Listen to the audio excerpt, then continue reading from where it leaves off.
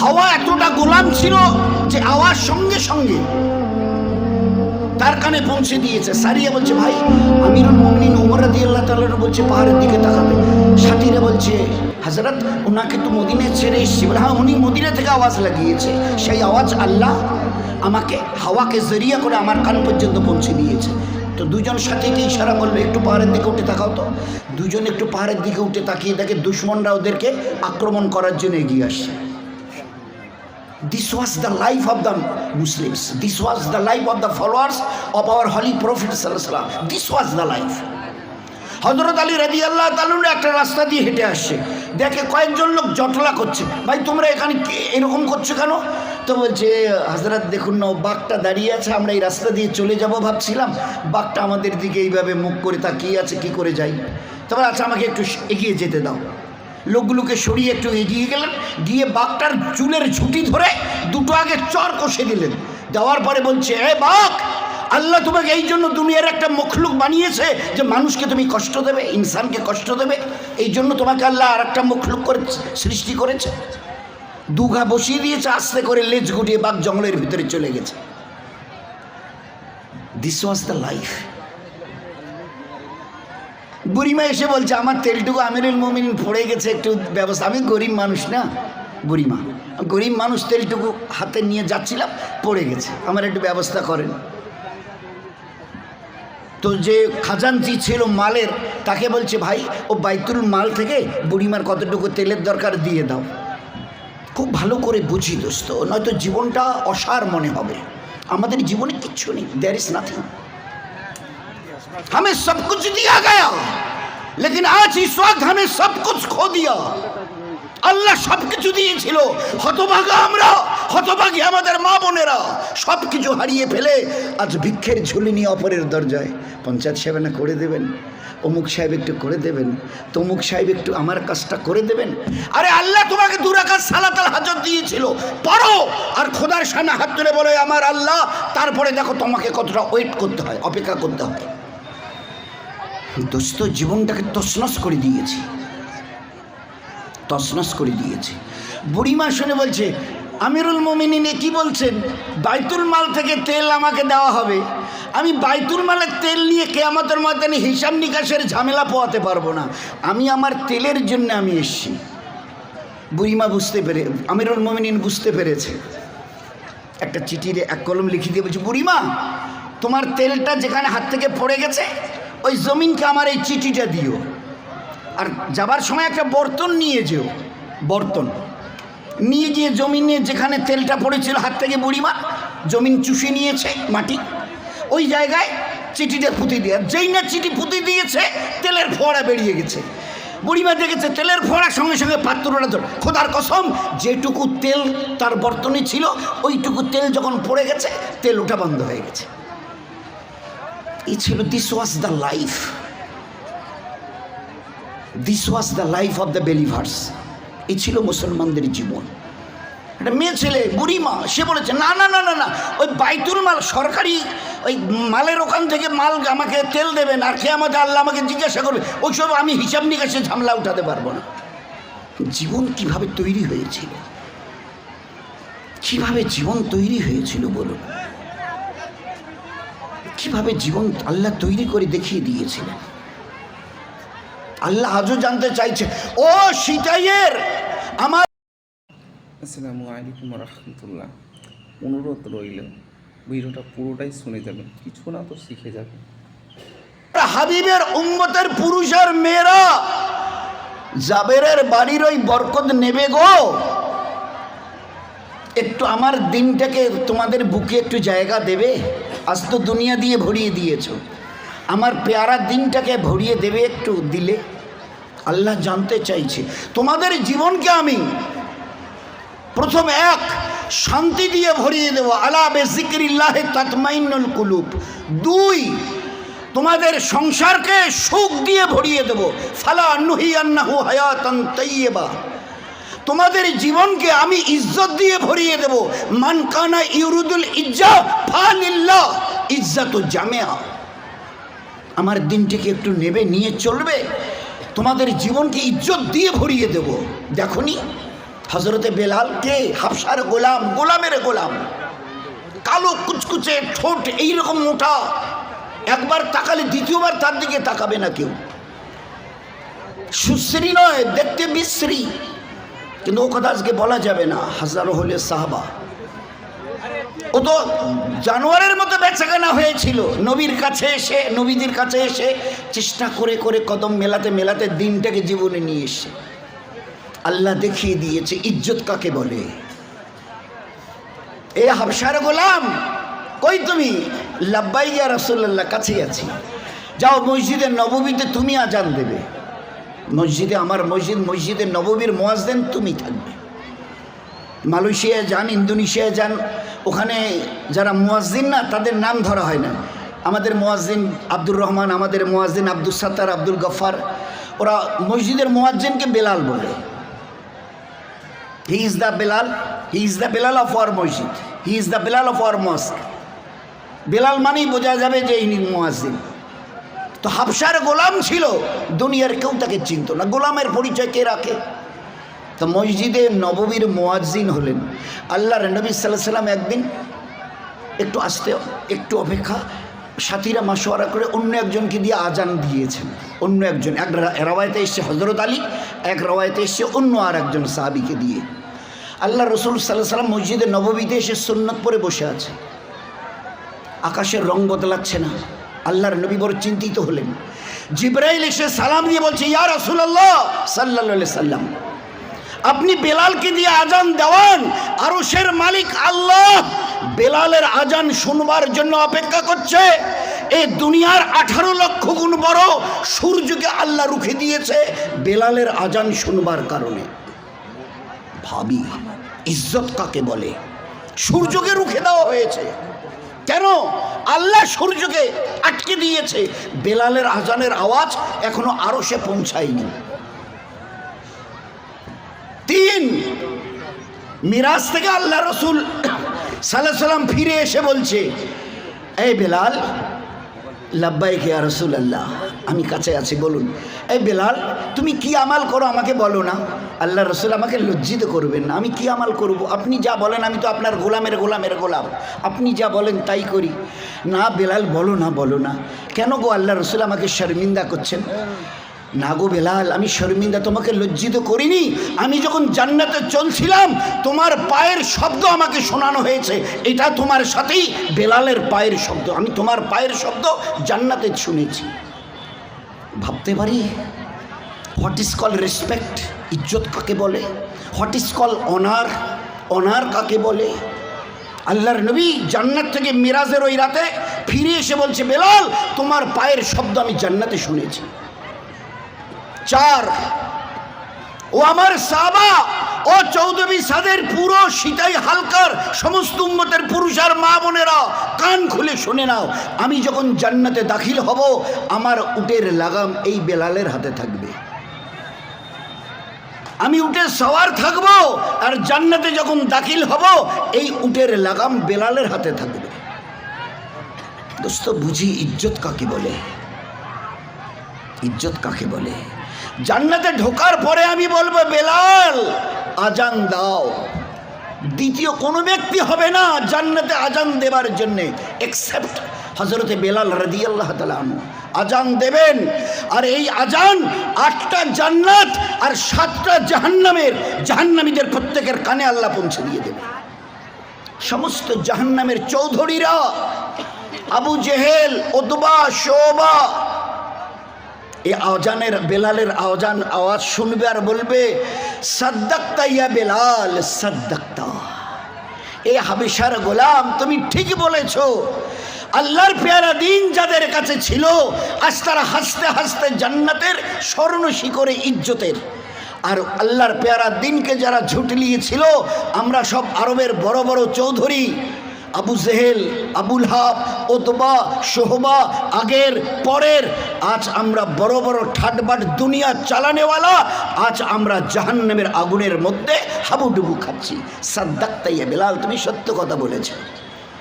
আল্লাহ হক, নবী হক, তার দিন হক, তার কিতাব হক, তার ফেরেশতারা হক, তুমি সত্য কথা বলেছ। This was the life of the Muslims. এ ছিল জীবন। আল্লাহ রসুল ঘরে যাই, দিনের রাস্তা সফর করে হুজুরের কাছ থেকে মসজিদে নববীতে ইজাজত নিয়ে বাড়ি যাচ্ছে। মসজিদে নববী আর ঘরের মাঝখানে পেশাবের তাগাজা লেগেছে, ইস্তেঞ্জা করতে বসেছে। এখন পেশাব করতে করা অবস্থায় দেখে একটা ইঁদুর গর্তের থেকে মুখ বার করে একটু দেখে আবার গর্তে চলে গেল। ফের এবারে দ্বিতীয়বারে গর্তের থেকে উঠে এসে কি একটা জিনিস সামনে রেখে দিয়ে ফের গর্তে গেল, ফের এলো রেখে চলে গেল, ফের এলো রেখে চলে গেল। এই করতে করতে শেষবারে একটা থলে মুখে করে এনে নিচের পা দুটোকে ওই রকম নিচে মানে দাঁড় করিয়ে দিয়েছে, আর সামনের পা দুটোকে এইভাবে করে মুখটা থলেতে মুখটা কামড়ে ধরে থলেটাকে এইভাবে করে দেখাচ্ছে, যা ছিল সব দিয়েছি। জীবন কি ছিল এই ঈমানওয়ালাদের। পেশাব করে আমি পাক হলাম। সাদ বিন আবি ওয়াক্কাস রাদিয়াল্লাহু তাআলা এই সাহাবীর নাম। বলছে আমি পেশাব থেকে পাক হলাম, তো যেখানেও কিছু রাখছিল সেখানে গিয়ে এক এক করে দেখি 17টা সোনার মোহর পড়ে আছে। 17টা সোনার সিক্কা মোহর ও রেখে থলেটা দেখিয়ে চলে গেছে, আর নেই, সবটুকু দিয়েছি। তো আমাদের মতো কলেমা ও জামানায় সাহাবারা পড়েননি। আমরা হলে তাড়াতাড়ি করে নিয়ে কেউ দেখলো না তো, আরে বাবা কেউ দেখেনি তো। সোনার মোহর বলে কথা, 17টা সোনার মোহর হাতে করে নিয়ে আবার মসজিদে নববীতে ফিরে গেছে। আল্লাহ রসুল বসা ছিলেন, গিয়ে বলছে ভাই আওয়াজটা বেশি হয়ে গেছে, আওয়াজটা কমিয়ে দাও, ভৌ করছে। বলছে আল্লাহ রসুল আমি ঘরে যাব, আপনি এটা নিন। কি এটা? আপনি নিন না, হাত মোবারক বাড়িয়ে দিন। আরে সাদ বলো না কি এটা, তো পুরো কিচ্ছা শুনিয়েছে। শোনার পরে আল্লাহর নবী সাল্লাল্লাহু আলাইহি সাল্লাম জবাব দিয়েছেন, সাদ এটা আমাকে কেন দিচ্ছ? এটা আল্লাহ ইঁদুরকে জড়িয়ে করে তোমার আর তোমার বিবি বাচ্চাদের রুজি রুটির ইন্তজাম আল্লাহ করে দিয়েছে, ঘরে নিয়ে যাও, দিল খুলে খরচ করো। কে কাকে দিয়ে? যে ইঁদুর আমাদের ঘরের জিনিস তছনছ করে, কেটে সাবার আর উজাড় করে, তাকে দিয়ে আল্লাহ হেফাজত করে দেখিয়ে দিয়েছেন। नबी पाक सल्लल्लाहु अलैहि वसल्लम से एक सहाबी ने पूछा था, या रसूलल्लाह इज्जत किस चीज में? तो हुजूर ने फरमाया जो रब ने दिया है उस पे राजी हो जा, अल्लाह इज्जत अता कर देगा। या रसूलल्लाह जिल्लत क्या है? फरमाया जिंदगी में लालच ना करना, जलील हो जाएगा। This was the life of the Muslims. This was the life of the believer. This was the life of the followers of the Prophet sallallahu alaihi wasallam. So I will request you to try to understand what was in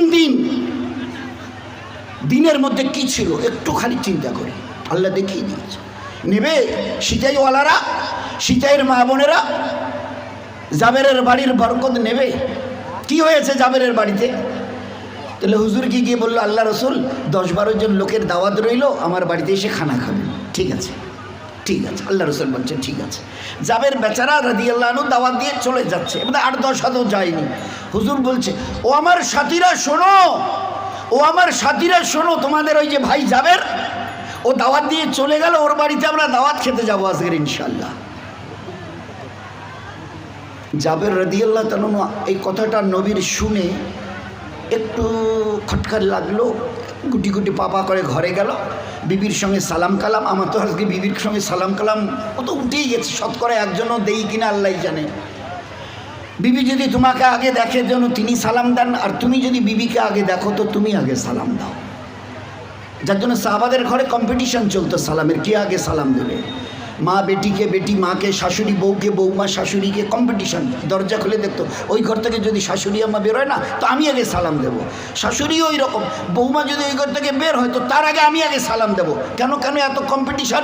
আল্লাহর নবীর কাছ থেকে শুনেছি তোমাদের দুজনের মধ্যে first যে আগে সালাম দেবে 190টা নেকি সে পাবে। তো জাবের রাদিয়াল্লাহু তাআলা কি বিবিকে সালাম দিয়ে বলছে, কিচ্ছাটা একটু গন্ডগোল মতো মনে হচ্ছে। কেন কেন? তা বলে আমি তো নবীজিকে বলেছি 10-12 জনকে নিয়ে আমার বাড়িতে আসবেন বলে দাওয়াত দিয়ে, বলছে আল্লাহ রসুল বললে হ্যাঁ ঠিক আছে যাও। আমি চলে আসছিলাম, হুজুর এবারে বলছে ও আমার সাথীরা শোনো, জাবেরের বাড়িতে আমাদের দাওয়াত আছে, সবাই যাবো গো।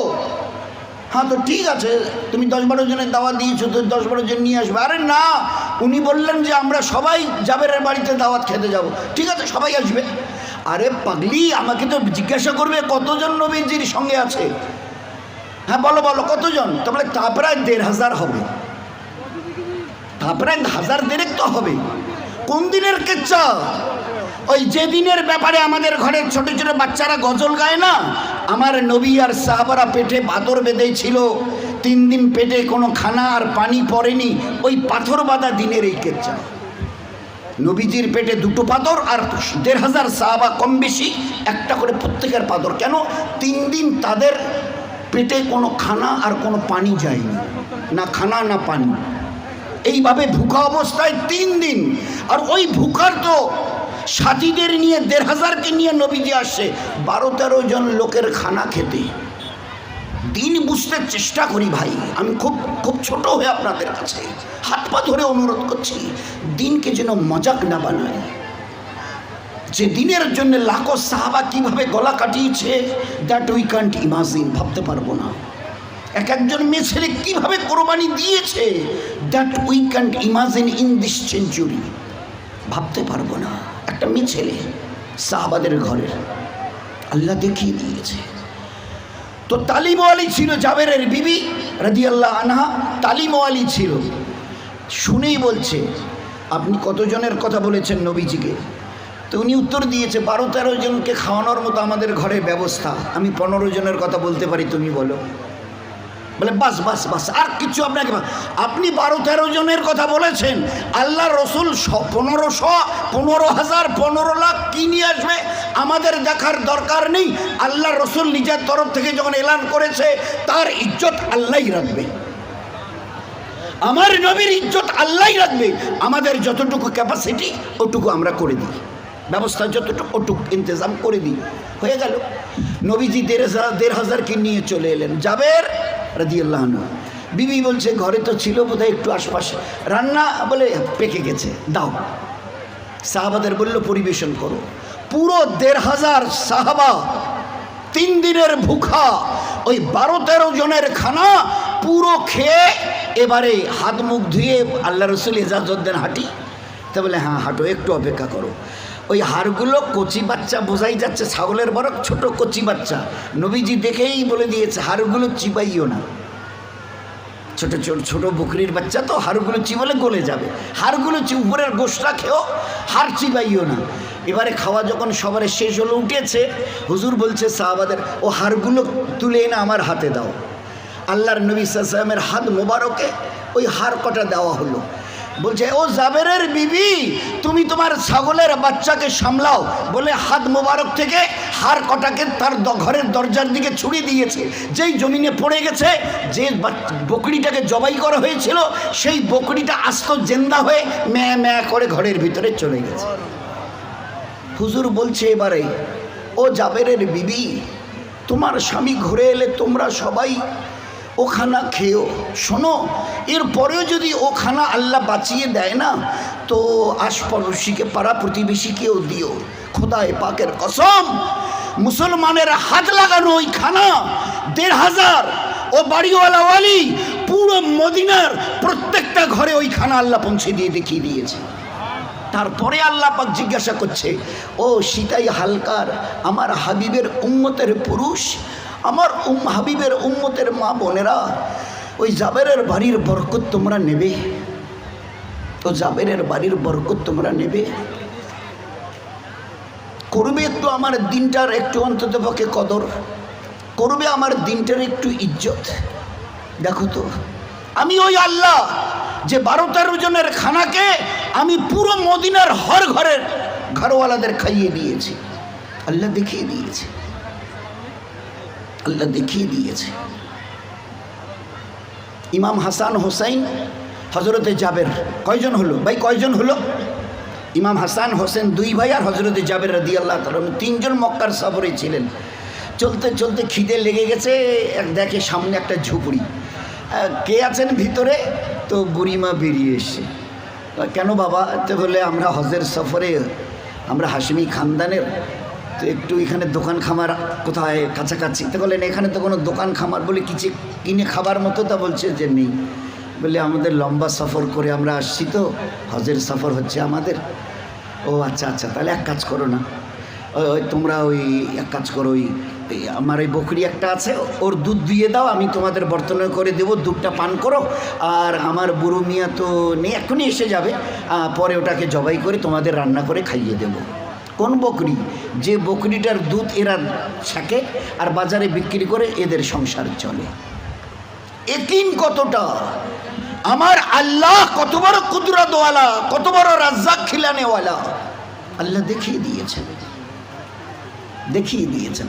একটু পরে স্বামী এলো, বললো দেখো 6-7 দিন পরে তো বকরা ঈদ, আমরা তো মালদার নই যে আমাদের ঈদের দিন কোরবানি করা ওয়াজিব, গরিব মানুষ, তা মেহমান এই বকরিটাই জবাই করো। আল্লাহর নবী বলতেন তোমরা আল্লাহ এবং আখিরাতে যারা বিশ্বাস রাখো তারা মেহমানের হক আদায় করিও। তোমার নবী, আমাদের নবীর হাদিস তোমার মনে নেই যে আল্লাহ এবং আখিরাতে বিশ্বাস করবে সে যেন মেহমানের হক আদায় করে। এরা অপরিচিত মেহমান, এখানে কোনো দোকান খামার নেই, এরা বোকা, আর আমরা এত গরিব যে বকরিটা ছাড়া আমাদের কাছে কিছু নেই। তা তুমি বকরিটা জবাই করে দাও না, আমি রেঁধে বেড়ে দিই, ওরা খেয়ে খুশি হবে, দোয়া দেবে, আমাদের আখেরাত বনবে, আমাদের আখেরাত বনবে গো, আমাদের আখেরাত বনবে। আমরা পুরুষরা আজ আমাদের ঘরের মা বোনেরা জানেই না আখেরাত কাকে বলে, জানেই না আখেরাত কার নাম, জানি না যেভাবে জানবার কথা।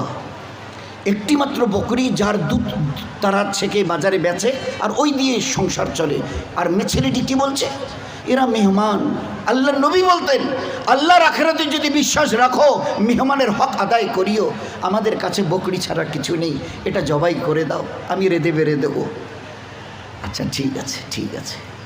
বকরিটাকে এবারে রশি সমেত স্বামীর হাতে তুলে দিল, বলে দিল দেখো বাচ্চাগুলো, আমাদের 3-4টে বাচ্চা, প্রতিদিন এই বকরিটাকে নিয়ে গিয়ে ওরাই ঘাস পাতা টাতা খাওয়ায়, আর ওরা যদি দেখে যে তুমি জবাই করেছো একটু দুঃখ পাবে, তো ঘরের পিছনে নিয়ে গিয়ে জবাই করো। হ্যাঁ ঠিক বলেছ। এবারে ও মিয়া নিয়ে ঘরের পিছনে বকরিটাকে জবাই করেছে। ইনি ও বাড়িওয়ালি আল্লাহওয়ালি এ তাড়াতাড়ি করে তেল পেঁয়াজ মরিচের রান্নার জন্য যেরকম ইন্তজাম করতে হয় ওরকম রান্নাঘরে ইন্তজাম করে ব্যবস্থা করে রেখে রান্নাঘর থেকে বাইরে বেরিয়েছে। তো বাইরে যখন বেরিয়েছে রান্নাঘর থেকে বাইরে, তো দেখে যে ওই বকরিটা বারান্দায় দাঁড়িয়ে আছে। তো স্বামীকে চিৎকার করে বলছে হ্যাঁ গো তুমি কই গেলে গো? তার মানে যে ঘরের পিছনে, আমাদের ঘরের পিছনে, তা তুমি ওখানে বের কী করছো? তা বলে কেন গোস্ত করছি।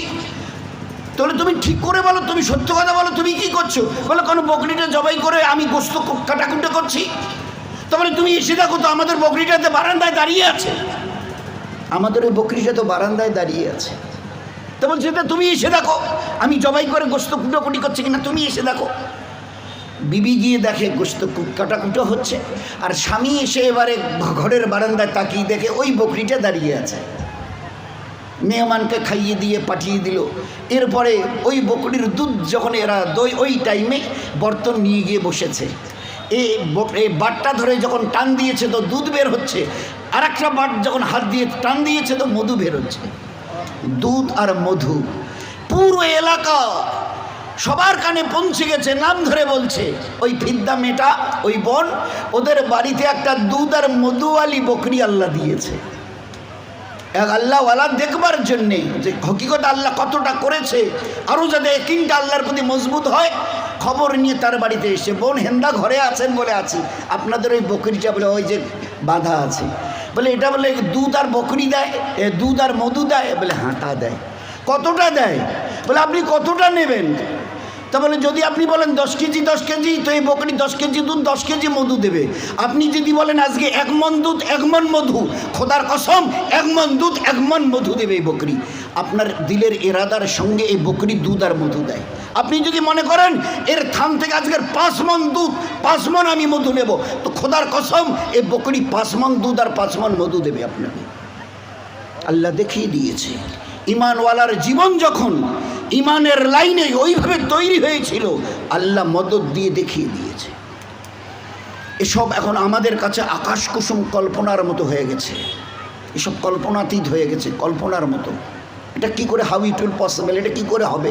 আর আল্লাহর কাছে কোনটা অসম্ভব? আল্লাহকে বলে উনি কুদরতওয়ালা। আচ্ছা কুদরতওয়ালা কাকে বলে বলেন? কুদরতওয়ালার ডেফিনিশনটা কি?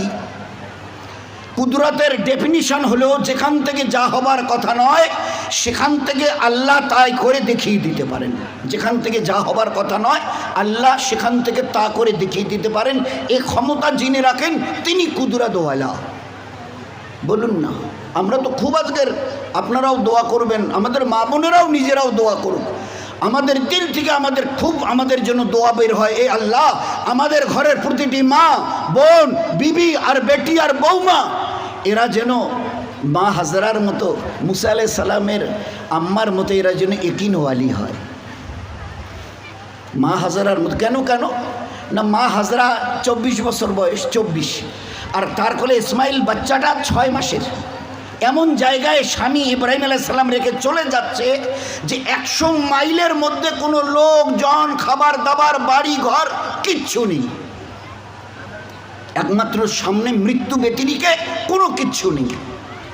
ওই অবস্থায় যখন বাচ্চাকে কোলে দিয়ে, ইসমাইল 6 মাসের বাচ্চা, বিবির বয়স হাজরা 24 বছর, চলে যাচ্ছে স্বামী মুখ ঘুরিয়ে, তো মা হাজরা জিজ্ঞাসা করেছে কি গোনা করেছে এত বড় শাস্তি আমাকে দিচ্ছ, এত বড় শাস্তি দিচ্ছেন আমাকে? কোনো উত্তর নেই। তো ইনি দ্বিতীয়বার জিজ্ঞাসা করেছে আপনি এই যা করছেন এটা কি আল্লাহর হুকুমে?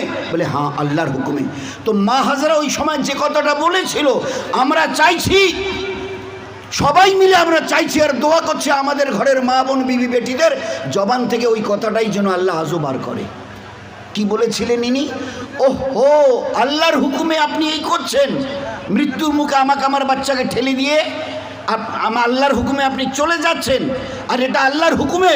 তো আল্লাহর হুকুমে যদি হয়ে থাকবে আপনি নিশ্চিন্ত চলে যান, আমাকে আমার দুধ পিতা হওয়া বাচ্চাকে আল্লাহ হেফাজত করে দেখিয়ে দেবে। ওই কথাটা যাতে আমাদের মা বোনদের জবানে আসে, আজকের এর জন্য খুব দোয়া চাওয়া হচ্ছে। যে কথাটা মা মুসা আলাইহিস সালামের বলেছিলেন, আল্লাহ জিবরিলকে পাঠিয়ে দিয়ে কানে কানে বলছে তোমার ওই যে একদিনের বাচ্চা ফেরাউনের লোক এসে তো এক্ষুনি জবাই করবে তোমার সামনে, তুমি এক কাজ করো। জিবরাইল এসে খবর দিচ্ছে তোমার আল্লাহ তোমাকে খবর দিয়েছে এই একদিনের বাচ্চাটাকে বাক্সে ভরে তালা দাও আর দরিয়ায় ফেলে দিয়ে আসো। আচ্ছা, একদিনের বাচ্চাকে, 1.5 দিনের বাচ্চাকে বাক্সে ভরিয়ে তালা দিলে থাকে? বলুন না, বাচ্চা ফের ওই বাচ্চাটাকে যদি দরিয়ায় ফেলে দেওয়া হয় কি থাকবে এর অস্তিত্ব? কিন্তু জিবরাইল আলাইহিস সালামকে মুসার মা জিজ্ঞাসা করছে আমার আল্লাহ কি বলেছে? তারপরে বলে তুমি যদি এই কাজ করো তো এই বাচ্চাকে তোমার কোলে আল্লাহ ফেরত দেবে। সবাই জানি যে আল্লাহ 3 দিন এই বাক্স দরিয়ায় ভেসছিল। খেয়েছে কি? যখন এই বাচ্চার খিদে লাগে টোটো করার এরাদা করে, জিবরাইল এসে এই আঙ্গুলটা মুখে দেয়, বুড়ো আঙ্গুলটা, তো দুধ বেরোয়। যখন এটা খাওয়া হয়ে যায় তখন এ বুড়ো আঙ্গুলটা মুখে দেয়, তখন ওই আঙ্গুলটা থেকে মধু বার হয়। 3 দিন ধরে আল্লাহ দরিয়ায় ভাসাতে দুধ আর মধু খাইয়ে ওকে হেফাজত করে দেখিয়ে দিয়েছে। আল্লাহ দেখিয়ে দিয়েছে। 3 দিন পরের কেচ্ছা সবাই জানি। ফেরাউন আর তার বিবি আসিয়া দরিয়ার কিনারে বসেছিল, বাক্স এসে ঘুরছে। প্রথম ফেরাউন দেখে বলছে দেখো তো এটা কী গো, একটা বাক্স মতো।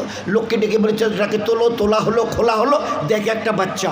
দেখেই ফেরাউন বলেছে এইটাই বোধহয় আমার জানের দুশ্মন হবে, জবাই করো। বিবি আসিয়া ধমক দিয়েছে, কোত্থেকে ভেসে এসছে এই বাচ্চাটা? জানো তুমি, যাকেই দেখো ছোটো বাচ্চা তাকেই জবাই করতে চাও, কোত্থেকে ভেসে এসছে বলো তো?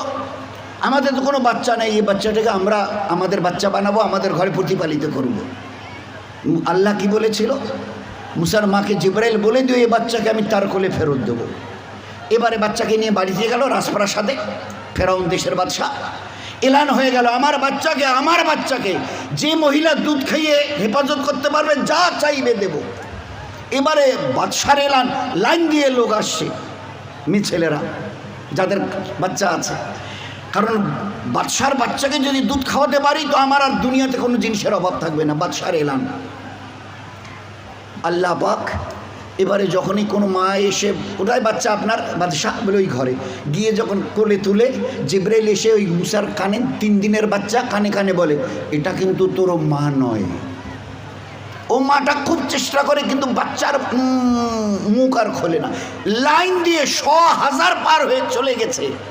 ওর বোন তখন ওই বাদশার মন্ত্রীকে বলছে একটা মেয়ে ছেলে আমার খবরে আছে, তার সিনায় দুধ আছে, যদি বলেন তো ডেকে আনি। তা ডাকো ডাকো ডাকো ডাকো, অনেক মেয়ে ছেলে এসে চেষ্টা করেছে, হয়নি, তোমার খোঁজে চলে এলো, লম্বা কেচ্ছা ডেকে আনা হলো। বাদশাহ হাত জোর করে বলছে, আমার বাচ্চাকে যদি দুধ খেয়ে বাঁচাতে পারো যা চাইবে দেবো, যা চাইবে। কোথায় বাচ্চা, যাবো না বলে ওই ঘরে। এবারে খাটের কাছে গিয়ে যখন হাত বাড়িয়েছে, জিবরিল কানে কানে বলছে, তোর মা গো, তোর মা, তোর মা। হাত বাড়িয়েছে, বাচ্চা লাফ কেটে মায়ের কোলে চলে এসে, আর মা যখন সিনায় লাগিয়েছে তো পেট ভরে দুধ পান করে নিয়েছে। মুসার মা বলছে, আল্লাহ তুমি এত বড় কুদরতওয়ালা, আমার বাচ্চাকে আমি দুধ পান করাবো, আর গোটা আমাদের মুলকে মিশরের বাদশাহ আমার সামনে মাথা ঝুঁকে বলছে, বোন তোমার ঝুপড়িতে গিয়ে কোনো কাজ নেই, আমার রাজপ্রাসাদে থাকো, রাজার বাড়ির খানা খাও, যা মন চাইবে আমাকে বলে তাই তুমি নিয়ে নিও। এই আল্লাহ তুমি এত বড় কুদরতওয়ালা, আমার নিজের বাচ্চাকে দুধ পান করাবো, আর রাজা বলছে, বাদশাহ বলছে যা চাইবে আমি দেব। এ তোমার আজীব কুদরত। তো দোস্ত, আল্লাহ দেখিয়ে দিয়েছেন, আল্লাহ দেখিয়ে দিয়েছেন। আমি শেষ কথাটা বলি যে এই জন্য আল্লাহকে একটু চিনবার চেষ্টা করি, আল্লাহর পেয়ারা দিনকে একটু বুঝতে চেষ্টা করি। জীবনটা সত্যিকারের কসম দিয়ে বলছি, কসম দিয়ে বলছি, জীবনটা কতটা ধন্য হবে আল্লাহ দেখিয়ে দেবে। মনে হবে আল্লাহ তুমি মরণের পরে নাকি জান্নাত দেবে, কিন্তু যে সুখে দুনিয়াতে আছি, অন্তরে শান্তি, সংসারে সুখ, দিন আর রাত আসমান জমিনের দরজা খুলে দিয়েছো বরকতের জন্যে। যেখানে থাকি, এখানে অথবা আমেরিকায়, তুমি বলেছো আল্লাহু খায়রুন হাফেজা, এ আল্লাহ তুমি এত বড় হেফাজত করেনেওয়ালা, এত বড় ইজ্জত আমাদেরকে দিচ্ছ। এই দিনের বিনিময় আল্লাহ ওয়াদা করেছে। এই জন্য দিনটাকে একটু বুঝতে চেষ্টা করি, খোদার কাছে নিজেকে ঝুঁকাতে চেষ্টা করি। শেষ কথাটা আমি খুব অনুরোধ করছি আমাদের পুরুষ ভাইদের, আমাদের বিশেষ করে মা বোনদের, একটু জীবনটাকে আপনারা পাল্টান। আপনাদের কোলে বাচ্চা কাঁদে, সাহাবাদের ঘরের মা বোনদের কোলেও কাঁদত। আজ আমাদের ঘরের মা বোনেরা বাচ্চা কাঁদলে কোলে নিয়ে বলে, এই বেটা, এই বেটি চুপ চুপ।